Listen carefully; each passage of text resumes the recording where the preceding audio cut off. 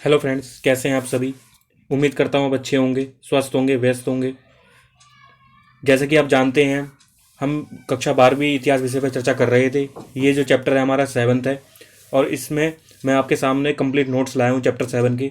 इसे आप रीड करें और इसे आप लिख सकते हैं, क्योंकि ये आपके एग्ज़ाम में पूछे जाते हैं यहाँ से क्वेश्चन। ठीक है, तो मैं दिखा देता हूँ आपको ये क्वेश्चंस, तो आप इसे इंजॉय कर सकते हैं, इसे अपनी कॉपी में लिख सकते हैं। विजयनगर की हम बात कर रहे हैं, चैप्टर 7 की। एक साम्राज्य की राजधानी विजयनगर जो थी, ठीक है, उसके कुछ प्रश्न हैं जो कि उसी के टॉपिक पर आधारित हैं। जब आप चैप्टर 7 पढ़ेंगे तो उसके सब टॉपिक्स आपको मिलेंगे विजयनगर के, तो उसी से ये क्वेश्चन बनाए गए हैं जो कि एग्जाम में बहुत ही महत्वपूर्ण है। तो इसे आप देख सकते हैं। ठीक है, तो मैं हल्का सा मैं बताता हुआ चलूंगा आपको। ठीक है, क्योंकि सरल भाषा में लिखा है, तो आप चाहें तो खुद पढ़ सकते हैं, कोई दिक्कत नहीं हो आएगी आपको इसमें। ठीक है, जैसे विजयनगर शहर के विषय में जानकारी के स्रोतों का उल्लेख करो, प्रश्न नंबर 1। तो इसमें स्रोत वगैरह बताएं, विजयनगर की जानकारी कहाँ से मिलती है, भौगोलिक स्थिति कैसी थी विजयनगर की, वो लिखा हुआ है कि पहाड़ियों वाला इलाका था, तुंगभद्रा नदी थी, ये सब। ठीक है, और पिछली 2 शताब्दियों में हम्पी के भग्नावशेषों का अध्ययन में कौन कौन सी पद्धतियां प्रयोग की गई है। भग्नावशेष मतलब जो हम्पी, जैसे कि आप जानते हैं कि विजयनगर की राजधानी हम्पी थी, वो खंडर बन गई थी, तो उसको बाद में उसको खोदा गया वगैरह, वहाँ से बहुत सारी चीज़ें मिली हमें, फिर उसका हमने अध्ययन किया तो हमें पता चला ये हम्पी थी। ठीक है, तो उसके बारे में कौन कौन से विद्वान थे, उन्होंने क्या बात करी, जैसे मैकेंजी की बात आ रही है इसमें। छाया चित्रों की मदद ली। ठीक है, ये सब अभिलेखकर्ताओं ने हम्पी के मंदिरों के बारे में बताया, दर्जन अभिलेख मिले वहाँ से, तो ये सब है इसमें, तो आप इसे देख सकते हैं। ठीक है, विरूपाक्ष मंदिर का जिक्र आता है इसमें, पंपा देवी, वहाँ की जो मातृ देवी थी, उनका जिक्र है। गजपति, अशपति और नरपति कौन थे, इनको आप देख लेना। ठीक है, गजपति, ये उपाधियां वगैरह दी गई थी विजयनगर साम्राज्य में। जब आप इसे रीड करेंगे तो बिल्कुल सरल है ये, आप रीड कर लेंगे इसे, कोई दिक्कत नहीं आएगी आपको, आएगी तो कमेंट बॉक्स में लिख देना।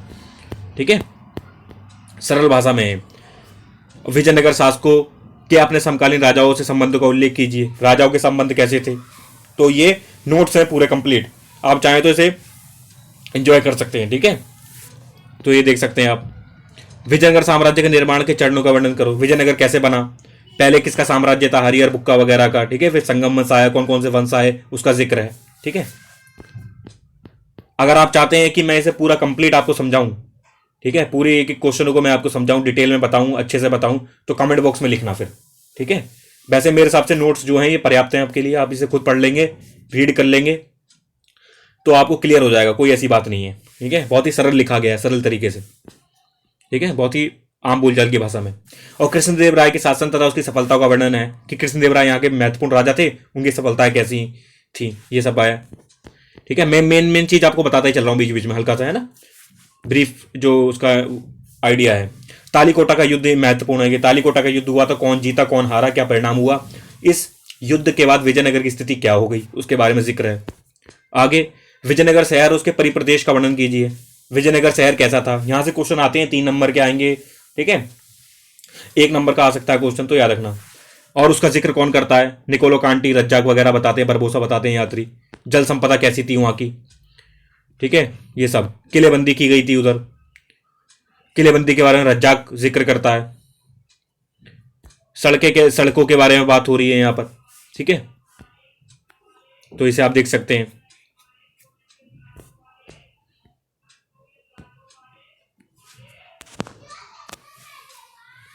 शहरी केंद्रों का जिक्र है यहाँ पर, शहरी केंद्र में क्या क्या था, है ना, चीनी मिट्टी के बर्तन वगैरह मिले हैं तो अमीर रहते थे। मस्जिद मकबरों का जिक्र है। पुर्तगाली यात्री बरबोसा के अनुसार सामान्य लोगों के घर छप्पर के होते थे, ये सब जानकारी है। और शहर की किलेबंद क्षेत्र में कृषि क्षेत्र को रखने के फायदे नुकसान क्या थे। किलेबंदी करी जाती थी तो उसमें कृषि क्षेत्र को भी इंक्लूड किया जाता था, तो उसके क्या फायदे हैं यानी कि लाभ वगैरह क्या है, तो देख सकते हैं आप।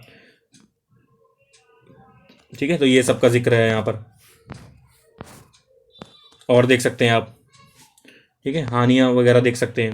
ये थोड़ा पीछे से हो गया, 1 मिनट, ये थोड़ा पीछे चला गया। हम किलेबंदी, हाँ यहाँ पे थे हम, आई थिंक ये हो गया था, कोई नहीं।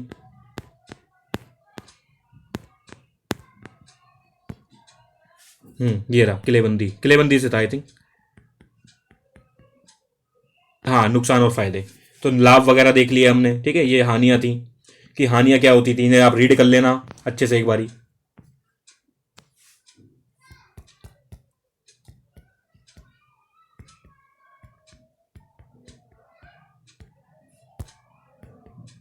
हानियां क्या थी, ठीक है, इनको आप एक बार देख लेना, हानियां वगैरह क्या थी, रोक कर देख लेना वीडियो आप आराम से।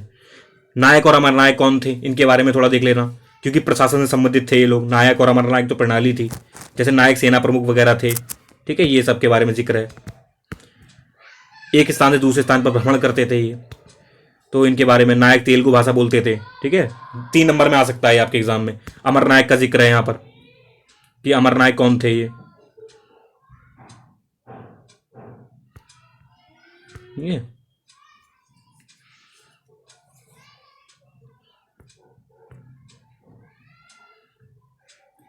हल्की हल्की अगर स्पेलिंग मिस्टेक हो तो उसे अवॉइड करना थोड़ा, ठीक है, जल्दबाजी में हल्की हल्की हो सकता है कि स्पेलिंग की मिस्टेक हो, थोड़ा शब्दों का थोड़ा मात्रा में थोड़ी मिस्टेक हो तो उसे अवॉइड करना आप, ठीक है, जहां जहां आपको लगे अगर तो, क्योंकि जल्दबाजी में हो जाता है कभी भी।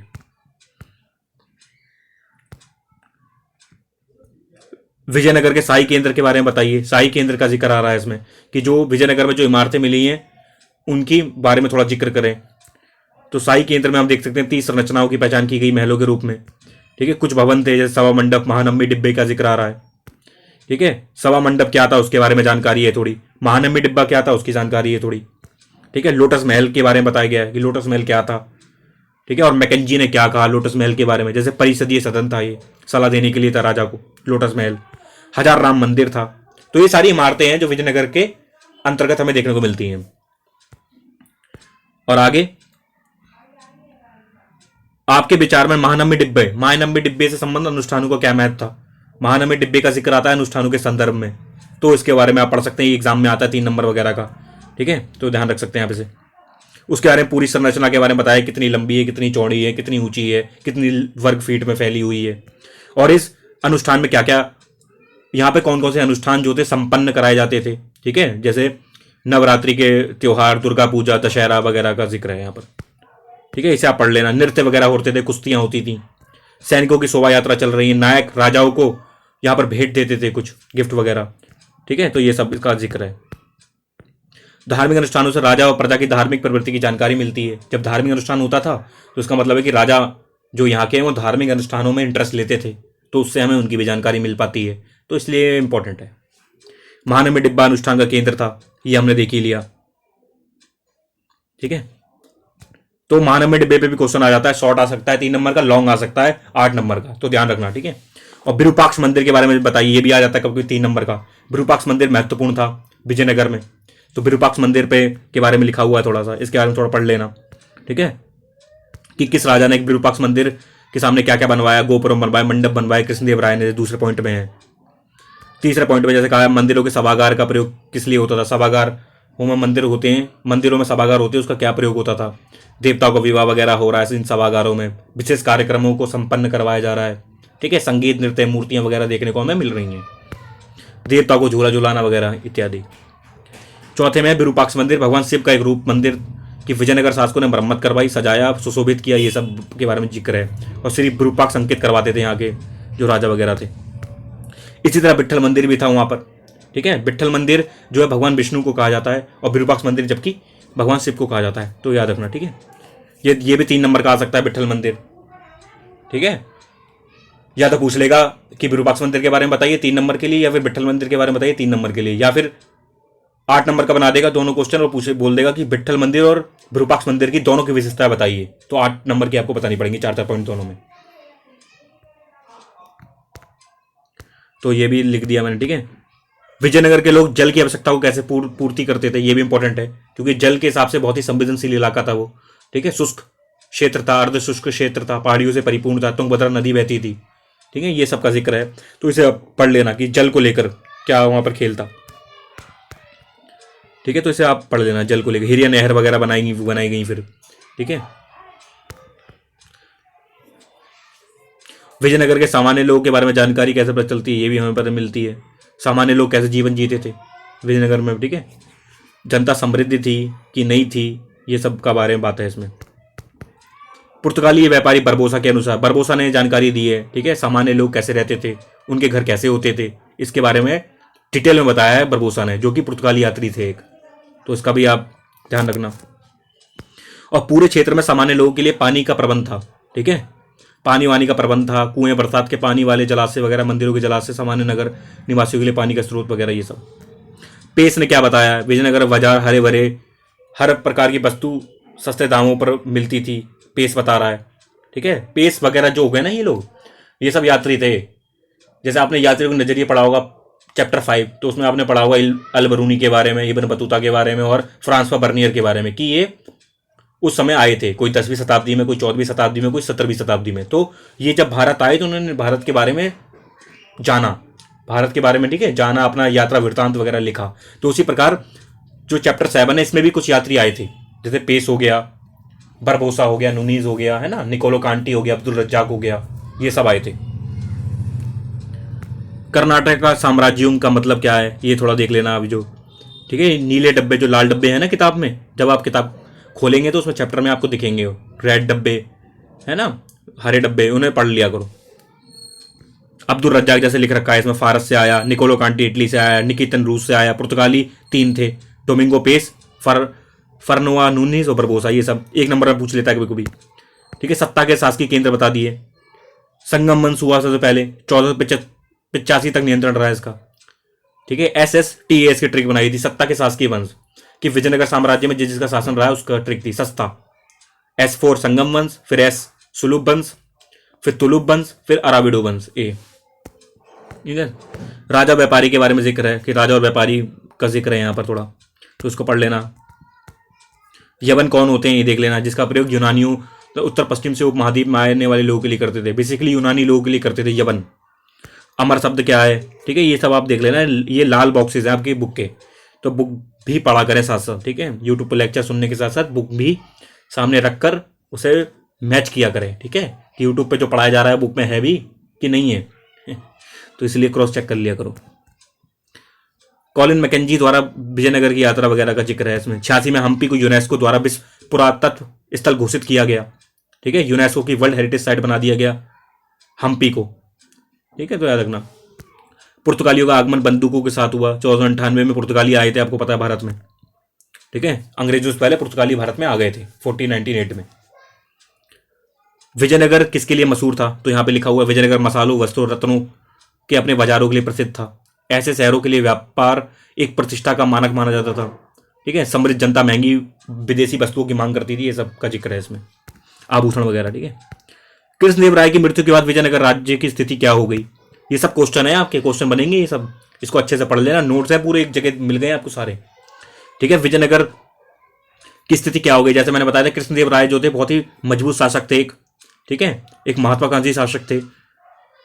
उनकी मृत्यु के बाद विजयनगर साम्राज्य जो था पतन की ओर जाने लग गया, तो ये आप पढ़ लेना, ठीक है, क्योंकि उनकी जो शत्रुता थी, जो प्रतिद्वंदिता थी, वो अपने जो उनके जो पड़ोस के जो सुल्तान वगैरह थे उनसे थी, ठीक है, तो ध्यान रखना।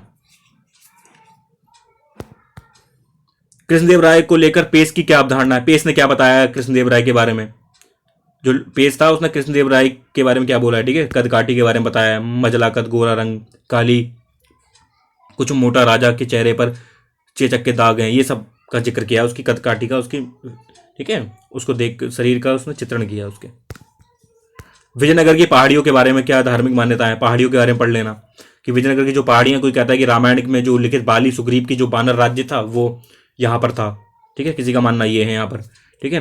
कोई मानता है कि विरूपाक्ष जो है इन पहाड़ियों के संरक्षक देवता थे यहाँ पर, उनका पंपा देवी से यहाँ पर विवाह हुआ था, ये सब का जिक्र है, ठीक है, तो इसके बारे में पढ़ लेना थोड़ा। और शासक किस प्रकार से अपने आप को ईश्वर से जोड़ते हैं, मंदिरों को क्यों महत्वपूर्ण होते हैं, कभी कभी क्वेश्चन आ जाते हैं ऐसे भी, कि हर राजा अपने आप को ईश्वर क्यों बताना चाहता है, ईश्वर के समतुल्य क्यों बताना चाहता है अपने आप को, ठीक है, और मंदिरों के बारे में थोड़ा आ जाता है क्यों महत्वपूर्ण होते हैं मंदिर, ये सब क्या है, पढ़ लेना, थोड़ा आसान है, आप पढ़ लोगे, कोई दिक्कत नहीं इसमें। विजयनगर के स्थान का चयन कैसे किया गया, विजयनगर को क्यों बनाया गया वहीं पर, ठीक है, ये सब है। विजयनगर के शासकों ने मंदिरों के कल्याण पर ध्यान दिया, मंदिरों के कल्याण पर ध्यान दिया इन्हें, गोपुरम के बारे में जानकारी का वर्णन किया, तो ये इतना ही है, ठीक है। तो ये क्वेश्चन है कुछ इसके, तो ध्यान रखना है, इन क्वेश्चनों को थोड़ा रीड कर लेना है, ठीक है। इन क्वेश्चनों को आप रीड कर लेना एक बार ही, ठीक है। ठीक है, वन लाइनर भी हैं कुछ, वो भी देख लेना आप चाहो तो। विजयनगर एक अंकीय प्रश्न थे, जैसे विजयनगर बाजार का वर्णन किसने किया? पेश ने किया। विजयनगर के बाजारों के बारे में बताया, किसने के अनुसार बाजार में फल और मांस बिकता था? नूनीज ने बताया कि विजयनगर के बाजार में फल भी बिकता था, मांस भी बिकता था। सभा मंडप तथा महानवमी डिब्बे को संयुक्त रूप से विजय का भवन किसने कहा? पेश ने कहा, ठीक है। तो ये बारे में हम हल्का हल्का मैं जल्दी जिक्र कर देता हूँ, आप आराम से रोक कर वीडियो आराम से पढ़ लेना, कोई दिक्कत नहीं है, ठीक है। चौथा, 1 नंबर 2 नंबर का क्वेश्चन यहाँ से आ सकता है। कृष्णदेव राय द्वारा बनवाए गए हौजों जलाशयों के निर्माण की जानकारी कौन देता है? किसने बताया कि कृष्णदेव राय ने जलाशय वगैरह हौज बनवाए थे? तो ये पेश बताता है, ठीक है, डोमिंगो पेश। विजयनगर को विशाल फैला हुआ शहर किसने कहा? पेश ने कहा। कृष्णदेव राय जिनका शासनकाल 1509 से 29 तक था, कौन सी पुस्तक लिखी? कृष्णदेव राय ने जो लिखी थी वो अमुक्त मलयाद पुस्तक तेलुगु भाषा में लिखी थी। अमुक्त मलयाद किसके विषय में है? शासन कला के बारे में है। भारत का पहला सर्वेयर जनरल कौन था और कब बना था? सर्वेयर जनरल 1815 मैकेंजी भारत का पहला सर्वेयर जनरल था। और जितने भी ये तमाम क्वेश्चन है 1 नंबर के, सब आपको अपनी किताब में मिलेगा, अगर आप किताब डिटेल में पढ़ेंगे, ठीक है। जो आपको सहायक सामग्री मिलती है, सपोर्टिंग जो मटेरियल मिलता है स्कूल से कक्षा 12वीं के विद्यार्थियों को, तो उसमें भी इन क्वेश्चनों को आप देखेंगे, ठीक है। कुछ भी कोई भी क्वेश्चन ऐसा नहीं है जो आपकी किताब के बाहर है, सब किताब के अंदर है, ठीक है। तो परेशान नहीं होना। किलेबंदी के बारे में कौन बताता है? रज्जाक बताता है। किसने कृष्णदेव राय के बारे में कहा कि मजला कद, गोरा रंग और अच्छी कद काटी थी, कुछ मोटा राजा के चेहरे पर चेचक के दाग थे? पेश ने कहा। तालीकोटा का युद्ध कब हुआ? 1565 में हुआ। किसने कहा लोगों के अन्य आवाज छप्पर के थे पर फिर भी सुदृढ़ हैं और व्यवसाय के आधार पर कई खुले स्थानों वाली लंबी गलियों में व्यवस्थित हैं? तो बरबोसा ने कहा। कृष्णदेव राय किस वंश का था? तुलु वंश का था। हम्पी के को यूनेस्को द्वारा विश्व पुरातत्व स्थल घोषित किया 1986 में किया, ठीक है। यवन शब्द का प्रयोग किसके लिए किया जाता है? ये मैंने आपको पहले ही बताया। यूनानी तथा उत्तर पश्चिम से उपमहाद्वीप आने वालों के लिए। अमर शब्द का क्या अर्थ है? लड़ाई या युद्ध। किसने सभा मंडप तथा महानवमी डिब्बे को संयुक्त रूप से विजय का भवन कहा? तो पेश ने कहा। विजयनगर साम्राज्य की राजनीतिक प्रणाली अमरनायक प्रणाली थी। वह कौन सा परिस्थिति सदन था जहां राजा अपने परामर्शदाताओं से मिलता था? परामर्शदाता मतलब जो राजा को सलाह मशवरा देते हैं कुछ करने से पहले। कमल महल। किस संरचना का प्रयोग केवल राजा और उनके परिवार द्वारा ही किया जाता था? हजाराम मंदिर। विठल मंदिर में पूजा कर किए जाने वाले विष्णु के रूप में पूजे जाते थे, महाराष्ट्र में पूजे जाते, तो आपको पता ही ये सब, ठीक है। तो ये सब आप रीड कर लेना, ये एग्जाम में महत्वपूर्ण हो सकते हैं आपके लिए, ठीक है। पसंद आया तो लाइक करना, नहीं पसंद आया डिसलाइक कर देना। क्यों किया कमेंट बॉक्स में बताना, इसलिए डिसलाइक किया भाई, ठीक है। बाकी शेयर वगैरह करते रहना अपने दोस्तों के साथ, एग्जाम वगैरह आ रहे हैं, पढ़ते रहो उसका। मैं ऐसे ही अगले चैप्टर के भी नोट्स आपको प्रोवाइड करा दूंगा, ठीक है। इसे आप रीड करना, जो भी प्रॉब्लम आए वो आप कमेंट बॉक्स में लिख सकते हैं, ताकि मैं आपके कमेंट पढ़ूं और जो भी है प्रॉब्लम वो आपकी सॉर्ट आउट कर दूं, ठीक है। आज के लिए इतना ही। Thanks a lot for watching. Have a nice day.